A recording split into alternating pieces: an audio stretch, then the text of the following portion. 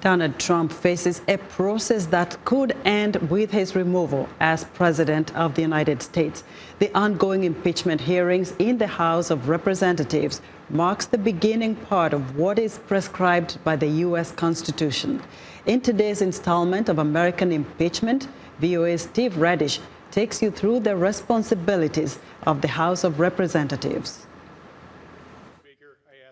First steps toward any impeachment starts in the House of Representatives. It is the lower but larger of the two chambers of Congress, which passes laws and provides oversight of how government is run. Article 1, Section 2 of the U.S. Constitution says the House of Representatives shall have the sole power of impeachment. That is all the guidance given as to how to conduct an impeachment. No rules, no parameters. The impeachment process at this point in time is like a grand jury process. What they're doing now is they're just gathering evidence. They're going to make charges. And with vague standards of high crimes and misdemeanors, impeachment is a political process, not a criminal process. Impeachment is an inherently political process. They're not, the actual existence of specific crimes is really up to the Congress to determine. In 1868, it took just 3 days for the House to go from a committee resolution to the impeachment of President Andrew Johnson. When Johnson defied Congress by firing the Secretary of War, the House overwhelmingly voted to impeach.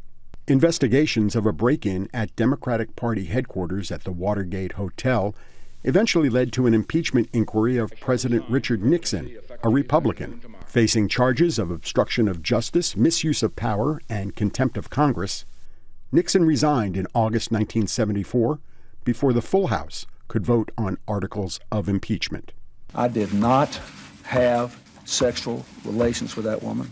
Democrat Bill Clinton was impeached in 1998 for lying under oath about a sexual affair with a White House intern. But he remained in office because Clinton was acquitted after a trial in the Senate in 1999. Charges of perjury and obstruction of justice passed mostly along political party lines in the Republican-led House. Now, Democrats hold the House majority. Impeachment hearings against President Donald Trump center on his conduct of foreign policy, linking U.S. financial aid for Ukraine to a public announcement by Ukraine's president of an investigation into Democratic presidential candidate and former Vice President of the United States, Joe Biden, and Biden's son. If the House approves articles of impeachment against President Trump, the case goes to the upper chamber of Congress, the United States Senate, for a trial. A guilty verdict means removal of the president. Unlike the House, where Democrats are in control, President Trump's party has the majority in the Senate. Steve Redisch, VOA News. Be sure to join us Thursday for another in-depth report on the impeachment hearings that could end with the removal of Donald Trump as President of the United States, when VOA's Steve Redisch explains the U.S. Senate's role in holding a trial.